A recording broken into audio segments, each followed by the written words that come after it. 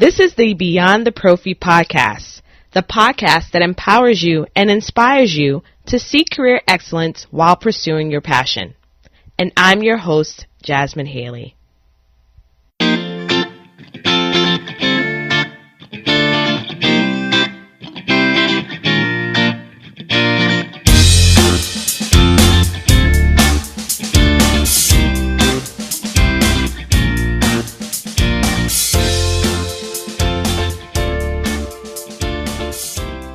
Welcome to the Beyond the Prophy podcast. I am eager to start this conversation. This is one that's near and dear to my heart.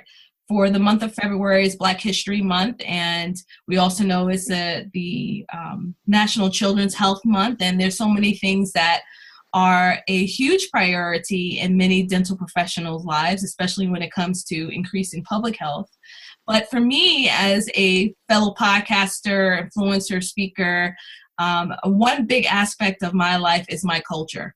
And as an African-American person of color, it is something that embodies everything that affects my life, the way I communicate. And I thought it would be an awesome experience to put together some amazing rock star hygienists of color, and for us to talk about subjects that aren't really discussed and things that we may experience, just to help enlighten the listeners to another perspective, and perspective of which, of course, surrounds our love of dental hygiene and dentistry in general. So I just want to welcome all the amazing women. I will allow them to introduce themselves because there's too many for me to introduce. So let's start off with the first one, the first beautiful brown face I can see. Alicia, tell us who you are. Hi, I am Alicia Murria. I'm a clinical dental hygienist based out of Washington, D.C. I'm originally from Detroit, Michigan. I am also a public health grad student. I'm expected to walk summer 2021. I'm also executive director of a 501c3 nonprofit organization, Hygienists for Humanity, that's geared to helping in the poverty cycle. I'm also vice president of DC Dental Hygienists Association, and I am really passionate about dental hygiene. Awesome. Thank you for coming, Alicia, and being on the call today. Thanks for having me. And yes, Alicia was in episode 1 of this podcast. So if you want to get to know her more personally, you can definitely check that out. Okay. Laverne Thomas, let us know about who you are to the listeners. Hi, so my name is Laverne.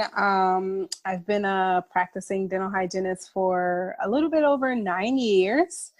I'm currently the clinic coordinator and clinic instructor at Fortis College in Landover. I've worked in public health for a while, and this is a new role that I've been in for about 6 months. I'm enjoying it. It's definitely, different. And I'm also currently the president-elect of the National Dental Hygiene Association. I just love being hygienist. I don't think I could have been doing anything else that would make me this happy, but I love it. Awesome. Oh, all right. Next up is Nicole Phillips. Hi, everyone. Thank you so much, Jasmine, for having me on this podcast. I have been practicing since 1996. I'm out of Chicago, Illinois, and I do a couple of roles right now. I do some clinical, but I've pretty much stopped doing clinical and been able to step out of that arena and go into some management. So I work for Young Dental as the Midwest lead for the young clinical representatives in the Midwest. And then I'm also national project manager for a company called Focal Therapy, which is a new fluoride technology. And I've been able to work with you, Jasmine, with that project. And it's been wonderful working with other hygienists of color in that capacity. So I'm really looking forward to this conversation. Thank you. Absolutely. Absolutely. All right. We have Brittany Harris next. All right. Hi, everyone. My name is Brittany Harris. I have been practicing dental hygiene since 2013. in the Washington, D.C. and Hyattsville area. I work in a small family practice. I actually work with a family member, so that has been interesting since day one. I'm currently in the process of trying to apply to go back to school to further my education to get my master's. My goal eventually is to teach. So that is where I am right now. And I also recently reconnected with our association, the DC component of the American Dental Hygiene Association. And I am very interested in the legislative aspect. So we have been doing big things, and then also just getting to know some really great people. So I'm excited to have this conversation, and I look forward to learning about everyone's experience and hopefully sharing my own. Awesome. Well, the DMV is well represented tonight. It's well represented. All right, let's have Nairee Dawson. Thank you so much. Hello, everyone. My name is Nairee Dawson. I am a clinical hygienist and also a clinical dental hygiene instructor at Porter's College. Been a dental hygienist for about 7 years now. I'm looking forward to the podcast and meeting all the women. I know a great deal of them already, but the other women that's here, I would love to get to meet to know them as well. Yes, absolutely. And hopefully this conversation continues on as well as off the camera, off the recording, which I'm sure it will. All right. Last but not least, I was just going to say my boo, but I'm going to say my boo. Siobhan Healy. Hello, dental hygiene community. I am Siobhan, president of the DC Dental Hygienists Association, living in DC by way of Boston. I've actually been in the dental profession for 18 years. I started out as a multifactorial dental assistant. I've been a dental hygienist for 12 years. I graduated from Phone School of Dental Hygiene, the first dental hygiene school in the world. I'm very proud of that. Currently at the tail end of a master's degree. Currently just trying to break boundaries in every area of dentistry, especially with what I'm doing with the implant care practitioner, getting dental hygienists into oral surgery. So I am also very excited to be here and a passionate dental hygienist as well. Awesome. I mean, we've got a rock star group of amazing hygienists here, and I cannot wait to dig in. What I really appreciate about everyone that's here, I feel like we're almost representing almost all of the roles of a dental hygienist. We have public health, we have educators, we have entrepreneurs, we have clinical hygienists, we have those who are advocating. We heard legislative. We see all different roles here, and I think that's what really keeps the passion alive for all of us, because we're branching out and thinking beyond the pro feed when it comes to our roles. But just considering where you are and what many people don't really think about when it comes to being a hygienist of color, what does it feel like when you see a hygienist of color being represented as a leader, as an educator, as a key opinion leader in the magazines that you look at? Like, what does that feel like to you, or even to the students or others that you may know that are also of color? Well, I guess I can start off, Siobhan. I can say that I'm not seeing that until now. And many of those faces are faces on the call tonight. But I can tell you that it was a culture shock for me. When I was practicing and living in Boston, oftentimes I was the only, without even realizing it, because I'm actually biracial. I'm half black and half white, so I didn't see color. And I didn't notice the fact that at home that I was the only woman of color in dentistry until I moved to DC and walked into my first dental office and saw not only African-American women dental professionals, but male professionals as well. So it was an eye-opener for me. But like I said, that's a challenging question to ask, because we don't see it enough. It makes me very proud when I do see faces currently, I think that it's starting to be, thanks to social media, I think that the awareness is being spread more. And I do look forward to seeing more of the diversity. I can say, Jasmine, this is Nicole, that one of the issues that I've had with the field of dental hygiene is when it comes to conferences. I have attended thousands of hours of CE and seen hundreds of speakers across the country, and very few of those speakers are women of any sort of ethnic group: Asian, Indian, Black,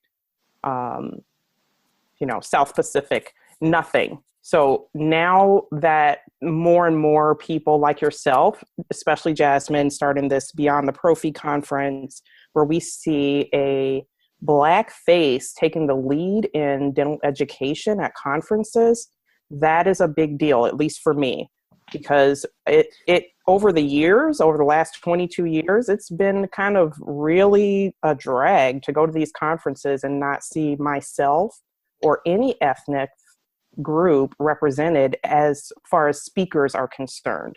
Most of the speakers are older white women or older white doctors who are males. And it's just so nice to see that the tide is changing a little. I'd like it to change more, of course, but we're starting to see more and more people of color being viewed as experts in our field and being viewed as people who are worth listening to at conferences.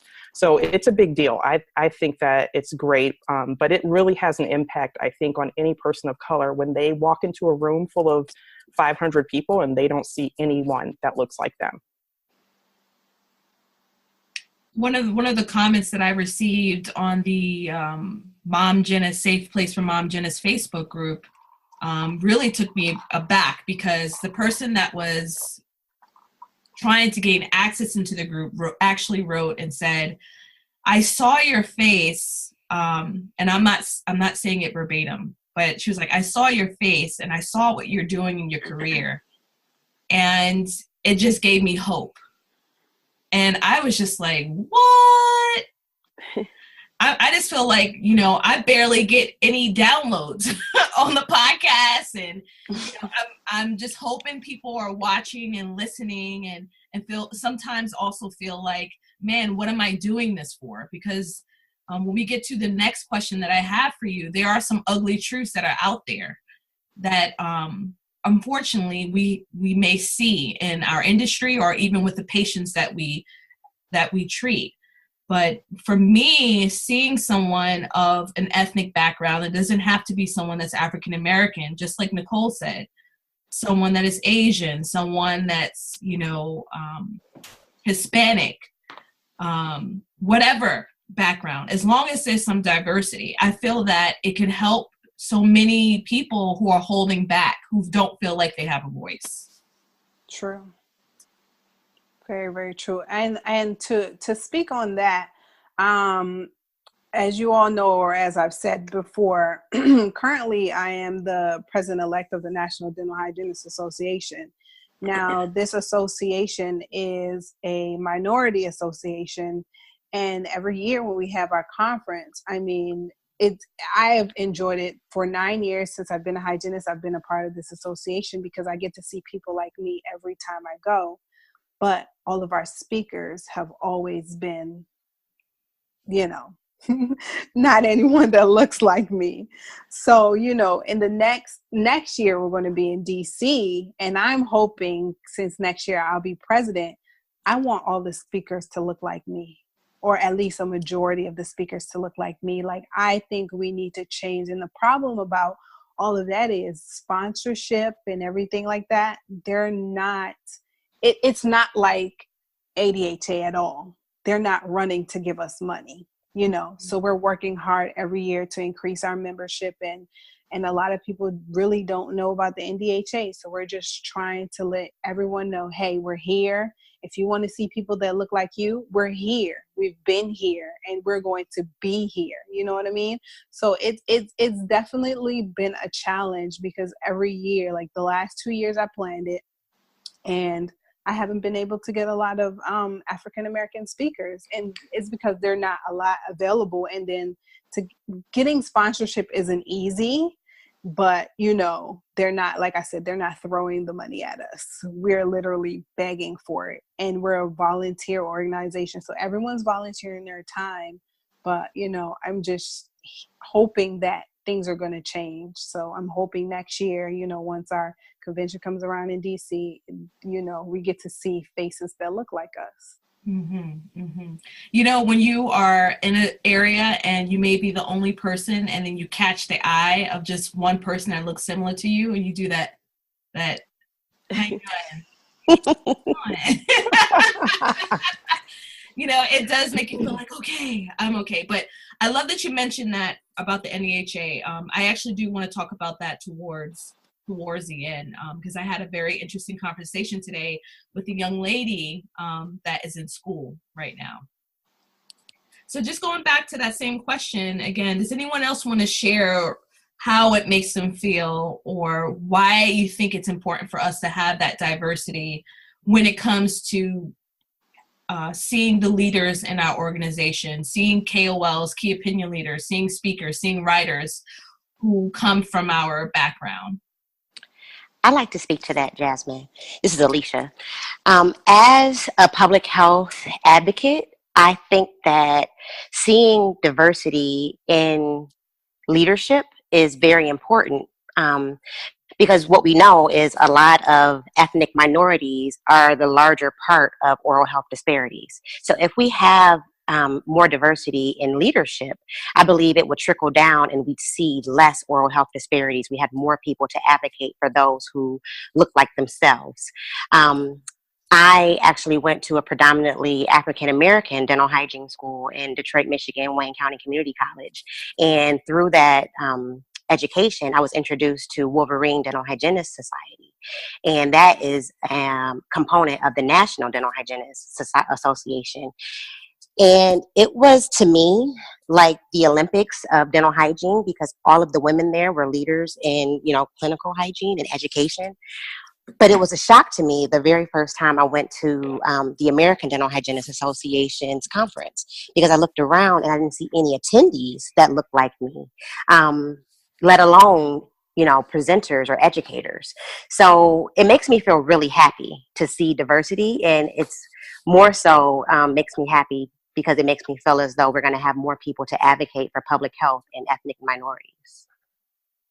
Okay, we'll come back to that. So great thing about podcasting is you get to edit out whatever. Jasmine, Yeah. I wanted to add, because I'm not sure if, this is Siobhan, if everybody on the call is aware of how you and I met, but we actually met at ADHA. We were in a focus group, and we, along with Yolanda Josie Baker, who is also a member of DCDHA, we're the only women of color in the room, and that's how we caught each other's attention. But I will say, as much as I love ADHA, I can say that awareness is it's being spread, and I think that they are definitely open to hearing us. When I was on the House floor last year, I did pose the question to the candidates: what are you going to do to bring more diversity to the American Dental Hygiene Association? And I didn't like the answer that I got. It really didn't answer the question, but it's true. What are you going to do to bring more diversity to this profession? And so a lot of us are stepping up there, and we are asking these tough, challenging questions. And sometimes Jasmine and I, we go back and forth. It's not that we're not invited, but where are the women of color who are stepping up? That was something that where are there women of color who are writers? Where are the women of color who are speakers? And so forth. And so that's something that I was wondering. It's not that we're not welcome, but where are we? Mm-hmm. Are we, you know what I'm saying? Mm-hmm.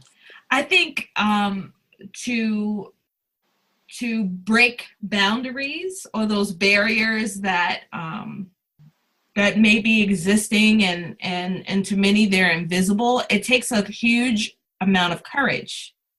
And you almost have to come in there with a mindset of not even considering race or ethnicity, if that's the best thing that I can tell you or explain. And the reason why I say that is if you think about every single negative thing that occurs or has happened, or some of the ugly truths that we're going to talk about this evening, you would drive yourself stir crazy. You would think that it would be almost nearly impossible for you to accomplish anything because of some of the things that I've seen and me branching out and trying to think beyond the prophy.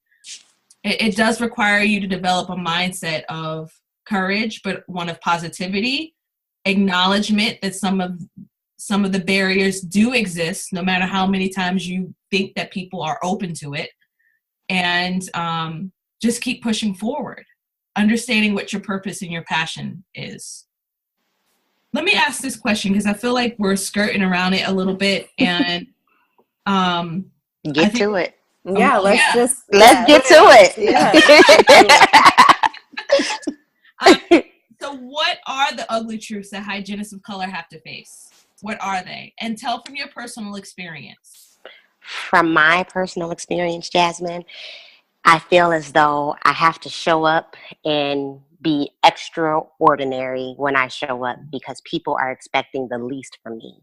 And when they get the most from me, they're surprised. But I feel as though as a hygienist of color, I have it much harder in a city like Washington, D.C., where the majority of patients that I practice with or treat are not minorities. And when they see me for the first time, because I'm a relatively new hygienist, you always get that kind of shocked look on their face, and they're like, oh, this is my hygienist? And then you have to overperform, and they leave with a higher appreciation. And most times they end up requesting to see you again, but it's the initial shock, and you can see it on their face when you greet them in the lobby. But that is one of the ugly truths that I've had to face, is that being good is not good enough. You have to be amazing.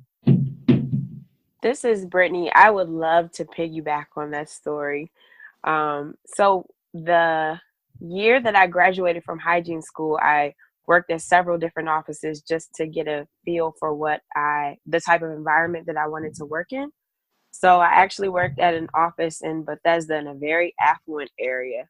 And of course, I was the only minority in the office. I think probably the only minority, patient, provider, anything in that area. And so one particular patient I saw, we had no problems. Everything went very well, but I was new. So at first she was apprehensive, but the appointment went without incident. It was great. And I just remember standing outside of the operatory and hearing her tell the doctor during the exam, oh, the little black girl did a really good job. I was surprised. And that really hurt my feelings, because I felt like she stripped me of everything that I had earned, accomplished. I was not a hygienist to her. I was not a provider of care. I literally was the little black girl. And I went home that day and, of course, had my little cry with my mom. And I had to really encourage myself to get back up on my horse, because, you can't let one person steal your shine or dim your light. But I just remember feeling like everywhere I went after that, I would have to prove myself beyond just being the little black girl. And so that was one particular hardship that I faced very early on in my career. And it sort of molded and shaped the type of hygienist that I decided that I wanted to be. And I'm grateful for it, because it actually encouraged me and inspired me to go beyond, whatever expectations or whatever bar that I had already set for myself. And it inspired me to be better than everyone else everywhere I went. And so actually now I mostly practice with people of color. So I don't really have those types of challenges anymore. But it definitely, like I said, molded and shaped the type of hygienist that I wanted to be, just based on hearing that one comment, only a week or two into being a professional hygienist in the public setting. Mm-hmm. Thank you for sharing that. That was powerful. That was powerful. In fact, I remember getting an email from a influencer, KOL.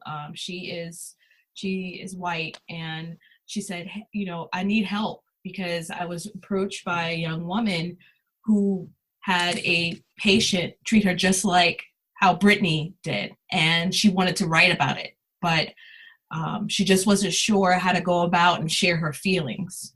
And as a KOL of, being of Caucasian background, she didn't know how to explain to her because her experience is not that. When you live in the Midwest and most of the people that you look like, look like you don't really understand what some hygienists have to go through just because of their cultural background. So hopefully that article will come out soon for her to share her experience at some point.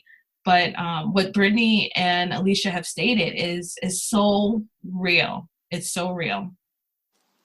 I can say that, one of the things that I'm always surprised about is when I do go to conferences or just see people at meetings, they're almost surprised to hear that I'm a hygienist. They assume that I'm an assistant or office staff, which there's nothing wrong with any of those positions, but why wouldn't you assume that I'm the doctor? Why would you assume anything less? Well, you probably assume less because you saw that I was brown instead of something else. So that's a true reality that people deal with, and that, like Alicia was saying, people are almost shocked when they walk into the operatory and see you, and you do have to perform. You have to, know what you're talking about, sound like you're well educated. I think people assume so much about education, and they don't understand. One of the things that I didn't know anything about the NDHA until a few years back. And one of the things I was most surprised but really happy about was a lot of the hygienists who are a part of that organization have master's degrees and PhDs. They're teaching at universities. These women are highly educated, but I've never seen an article written by them or seen them speak. And I don't necessarily believe that it's just because they're not reaching out. I believe that they are underrepresented because people don't know or realize or understand how well educated they are and what sort of leaders they are in dental hygiene. So it's very true that people have a lot of assumptions about race that they don't even realize that they have sometimes. Mm-hmm. So this is Laverne. That's so true that you say that. So one of our past presidents, actually, Dr. Tracy Moore, she has written a few articles in the last few years. And when I was at work the other day, it was so weird. I was going through something on the computer and I saw an article of hers, but I don't think it was published anywhere, or if she did try to, it probably, didn't really make it that far. But to speak on you guys' experience, I haven't had any experiences in office since I've been practicing. My experience was when I was in hygiene school. That was the worst experience. When I got my associate degree from Northampton Community College in Bethlehem, Pennsylvania. Now that's the whitest area ever. And I was the only Black student in my class. So out of 38 girls, it was just me. That experience, I don't think I would ever want to do it again, but because I am where I am now, I'm grateful for it. But that was the worst experience. They just treated me like, I don't know if it was just one, and I met the quota and that was it. But it was, anything that I did, it was just blown up into, maybe you can't do this. Maybe this is not for you. Are you sure this is what you want to do? And they tried everything to get me to drop out, but of course it didn't work. But it was a really trying experience. But once I became a hygienist, I guess most of the areas that I've worked in have been with minorities and people of color. Any dentist that I've worked for, I do work part-time in private practice for a white dentist that works in Suitland, and he's been amazing, and I've been there for about 6 years part-time. But being in practice, I've never really had any of those experiences that you guys have had. Thank God. I really appreciate that.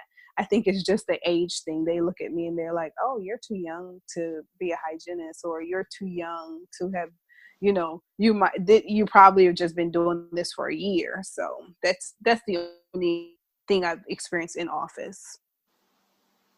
So I would just like to add to that, it's not just how the patients react to you, it's also how the staff reacts to you. When I graduated from dental hygiene school in 2006, this was before the social media days.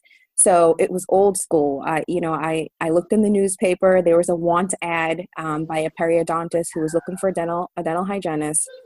My mom is of Irish background, so my name is Irish. So I sent him my resume, but when I showed up, he wasn't expecting me, and he was the only one in the office.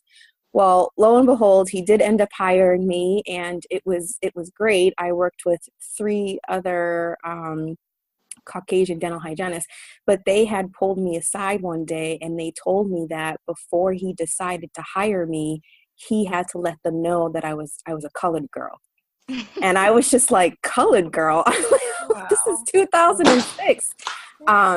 So like I said, but before the days of social media, I think that, they can kind of filter it. You know what I mean? If you send in a resume, they will check you out on Facebook. Sure will. But I remember walking in there and his face, it's just, I think he was expecting an Irish girl and not a colored girl. But that just made me laugh. And when I went back home and I was telling my mom about it, and, because I always, like I said, I don't see color. And one thing that my mom said to me, and I will never forget, she said, because when it would come to fill out job applications, I would check off both, Black and Caucasian. And my mom said, well, people aren't going to see you as biracial. They're not going to see you as white. She said, as long as you have 1 drop of Black blood in you, you're going to be seen as Black. So say it loud. I'm Black and I'm proud. The best. So I don't know if you've ever watched Scandal, and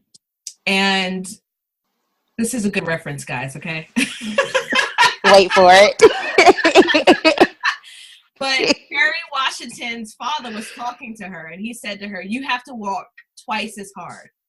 Yes. And as I'm going to put it out there, as an African-American woman, starting my own business, getting into the speaking world, I believe that is true. And everything, but especially when you don't see yourself represented as an influencer. There's nobody else I can call on right now that I can think of. When I asked a mentor, a potential mentor, do you know any African Americans who have really gone far in leadership, who is in speaking? This woman, who had been in our industry for over 40 years, could only think of one, which was the president of ADHA, which happened like eons ago. And so the reason why I'm bringing that up is there's been instances, some of the ugly truths that happen is, being a creative person, being an innovator, I'm always constantly flowing with ideas. And I was working with a particular organization, writing articles over and over again, asking, almost pleading for them to put me into print. And they would say, oh, no, we're going to use it for digital. We're going to use them for digital.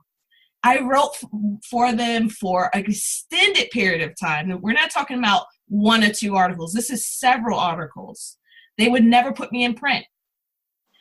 And then the first question that comes in my mind is it because of my color? Because nobody else looks like me in their magazine.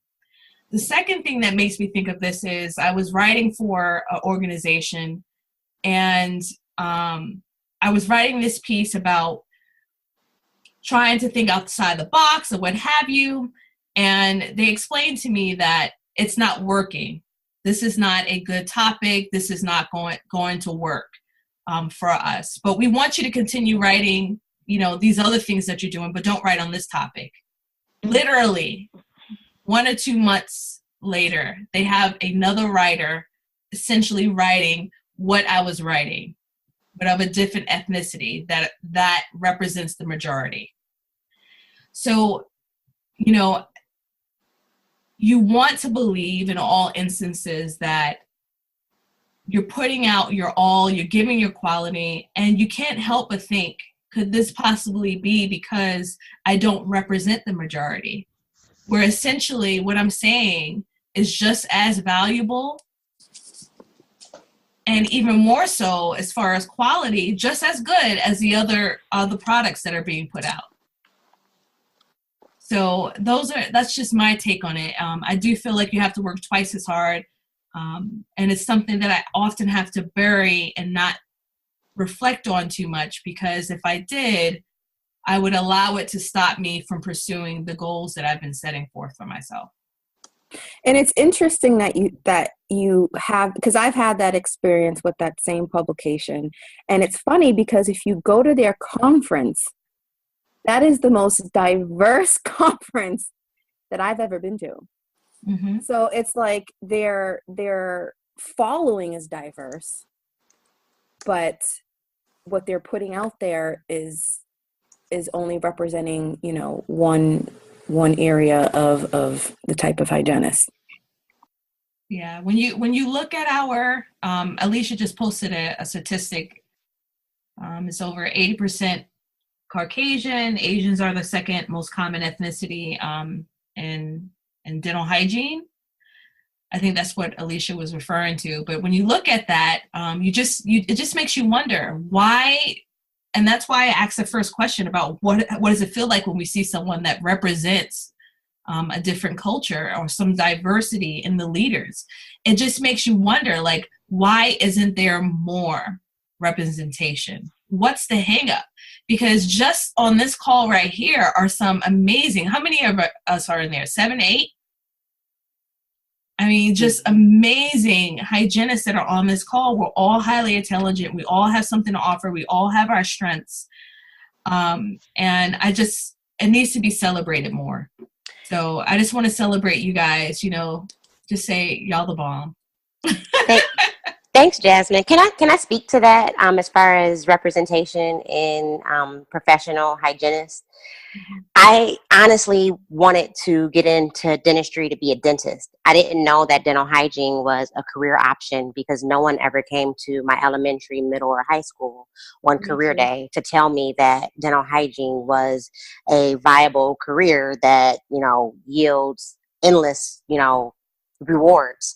So I think in broadening the diversity in the profession of dental hygiene, I think it takes a lot more representation in middle and high schools to let younger students know that this is an option. And I also think it goes back to the vulnerable populations. If you don't visit a dental office, you don't know that there's a dental hygienist. And most people who are suffering from oral health disparities, they don't see a face that looks like theirs when they go in for emergency treatment. And most people are only being seen for emergency treatment. So they never have the opportunity to experience a dental hygienist. And even times now in my family, and I've been a hygienist for 6 years, I have some family members that think I'm a dentist and some think I'm an assistant.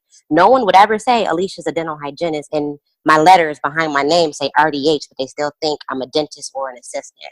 There's very few that know that I'm a dental hygienist. So I think it just goes back to educating the masses in our communities that have a predominant minority population, and let them know that dental hygiene is a viable career option.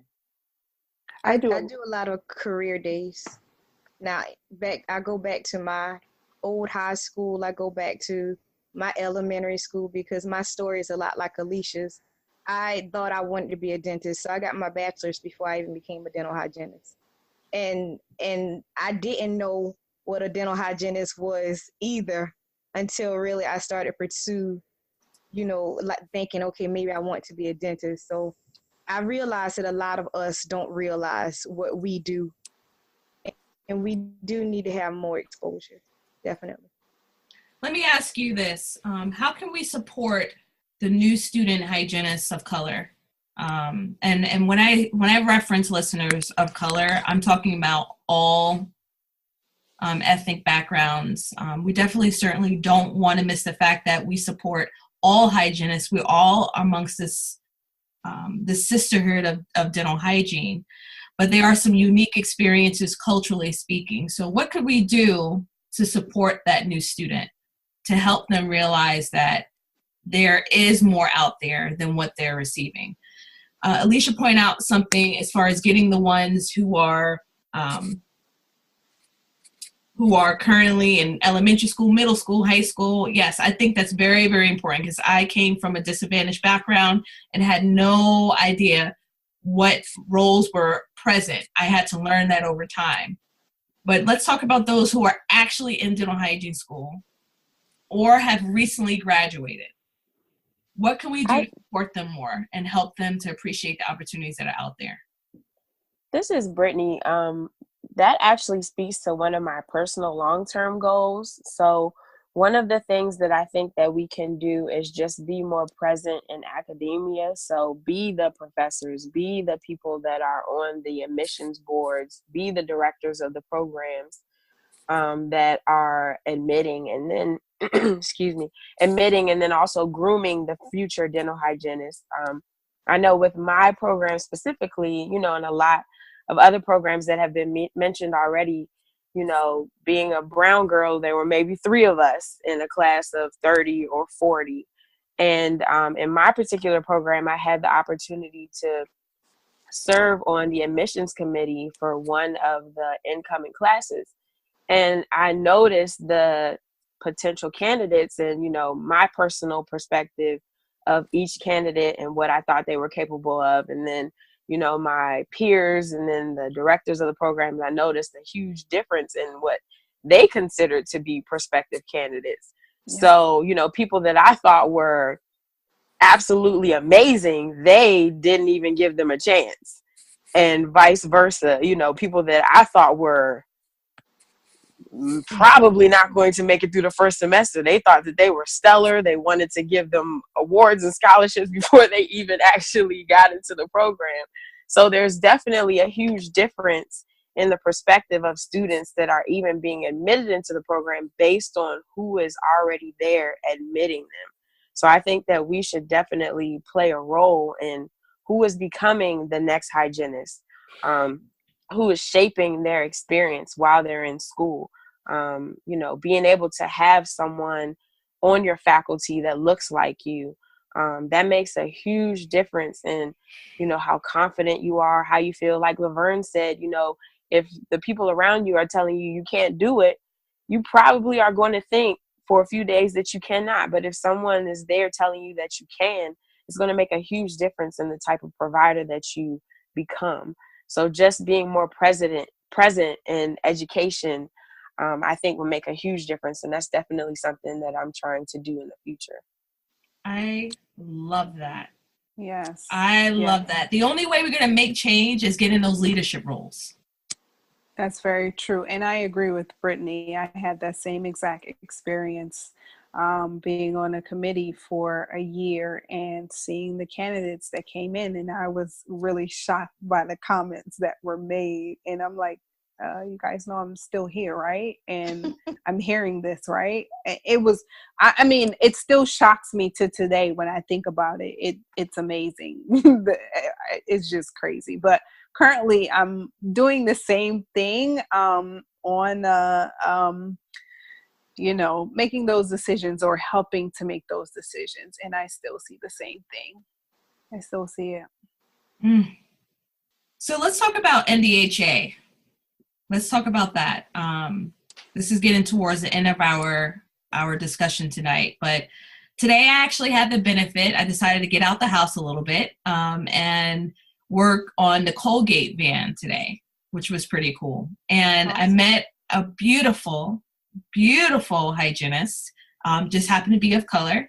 And we had a quick discussion, and she didn't know anything about NDHA. This is her second year. And what's very interesting about her is that she has a faculty member of color that's in leadership in her program.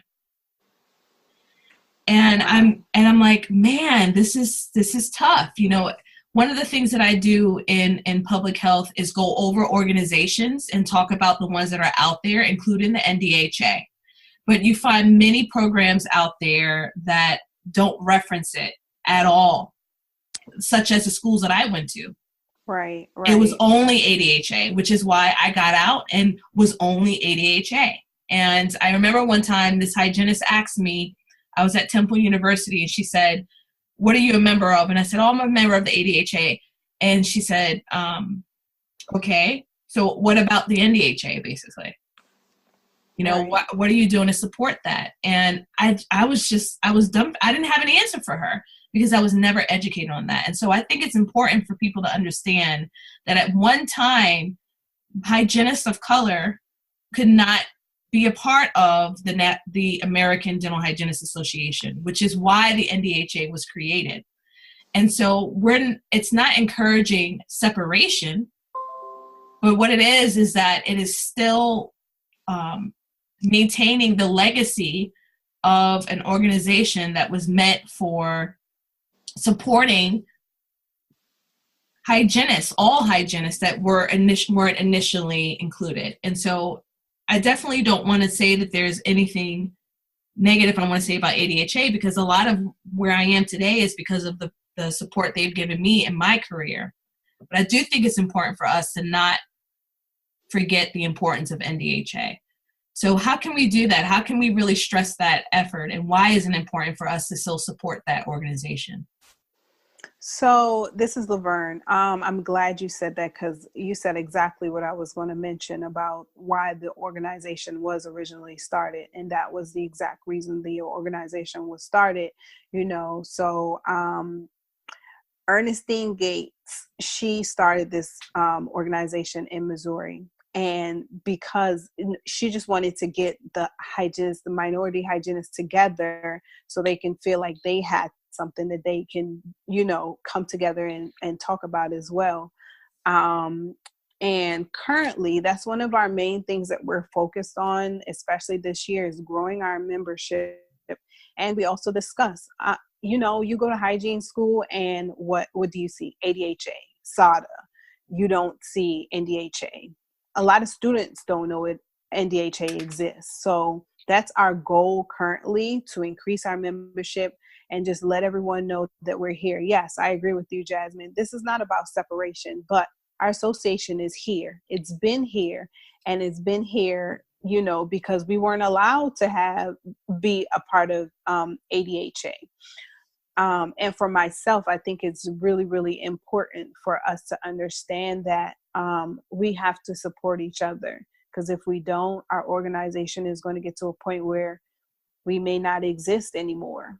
And every year we're just trying to increase our membership and reach out to schools. So that's one thing we're doing now. We're reaching out to schools, letting them know that we're here. Currently at Fortis, I was talking to one of the other instructors there. She just got her doctorate, and I'm so proud of her. I think it's amazing. And she's a brown girl, and I love it. And, you know, I was talking to her. I'm like, what do they do here when I first started? And she said, yeah, it's SADA, it's ADHA. And I was like, okay, well, we need to change that. Since I'm here, I'm hoping that, you know, this is somewhere we can start and just introduce it and let everyone know, oh, you have options. And, you know, just offering our scholarships, letting them know that that's available as well. And I've told many students about it, even a few of the African-American students that were in recently, and minority students. Even one of the hygienists that I work with, she's Hawaiian. And I'm like, yes, we're a minority association. It's not just African-Americans, you know, we're here for anybody, but we represent minority hygienists. So I think it's extremely important. Like I said, we just have to support each other, and we're just bringing awareness to let everyone know we're here, and we're trying not to go anywhere. But, you know, we're just hoping that we can put our name out there even more, and every year just increase our membership so we can be just like ADHA. And sometimes the unfortunate thing is when our conventions come around, we'll have like a lot of times we'll see different faces every time. And then maybe a few years later, we'll see one of the people from before. But, you know, our sponsor, like I said, our sponsorship is not huge. And a lot of the things that we do, we volunteer our time. We all work full time. We all, of course, have families and all of that, but we volunteer our time. So sometimes it's harder for us, but we're just trying to increase that sponsorship so that we're able to do more things and advertise so everyone knows that we're here. Yeah, I remember when my first time at a NDHA conference, we did ADHA when we were in hygiene school. Our instructors never said anything about NDHA. So I didn't know about it until I was hired by a practice, and they were African American dentists, and they told me about it. So Laverne and I met in Hawaii in 2010, and it was both of our first conventions. And we were like, why didn't we know about this in hygiene school? And then they were discussing the scholarship opportunities, and we saw these people getting awarded scholarships. And it was hard for me in hygiene school. And I was like, I did not know. Why didn't it tell us? And then I think we decided, we looked at each other then and was like, this is something that we need to continue. We need to be a part of this. We need to help this grow. And that was 2010. And we've been in it ever since. And it really is a wonderful thing to see people who look like you, who have the same goals as you, who can encourage you to do and say, hey, you can do it. Like we have one, like Laverne said, Dr. Tracy is there. There's another hygienist. She's going to school to get her doctorate. A lot of them are going to get their master's, and they even encourage me to go and get their master's and my master's. And so it is rewarding to see that we can advance, we can do a good thing, we can live a good and happy life as hygienists. Like we can be successful because we see ourselves when we're 55 and 60. Like there are 70-year-old people still practicing hygiene, and they come to these conventions faithfully. And I think it's an awesome experience, and it doesn't take away from the ADHA. Like I go to my South Carolina meetings, the symposiums as well. But it is different because it's like I'm a spot in those meetings. A pretty spot. Yes, I love your accent. Awesome spot. Well, thank you. It comes naturally. Yeah. It's beautiful. I love it. Yeah, thank you. So so I'm the spot there, and then I go to the NDHA, and it's like you meet your sisters. And Laverne and I only see each other like once a year, but we pick up. You build relationships that last. That's how I feel the NDHA is, how it is with me. Yeah. I appreciate all of the comments. We have definitely gone over, but I wanted to touch on that point because, I am guilty of being an instructor for 6 years and not pushing that enough. So I'm giving you my promise, Laverne, that I am going to take more of an active role in trying to get students involved with NDHA, whether that's having you come to speak at the school and get a chance to meet these students. So without further ado, I just wanted to say an announcement on here, which I'm very excited about. Siobhan and I are going to be at the National Dental Hygiene Association meeting this year, and I cannot wait. It's a long time coming. We're going to be speaking. We're just not going to be there. We're going to be speaking. Yeah. Woohoo! Yes. Awesome. Two brown ladies. Excited about that.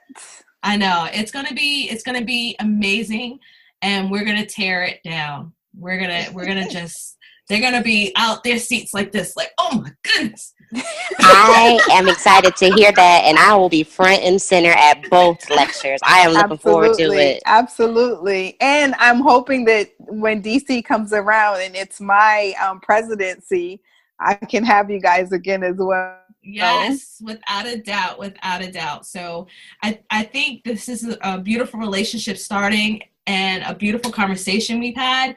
I want to do this again because I feel like there's so much things that we weren't able to tackle.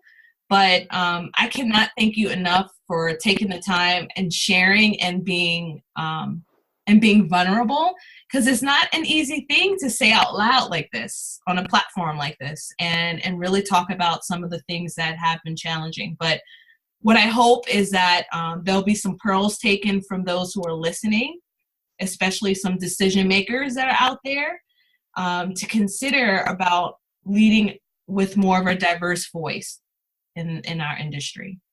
We will end the discussion today. I just want to thank you so much again. Thank you, Jasmine, for having us.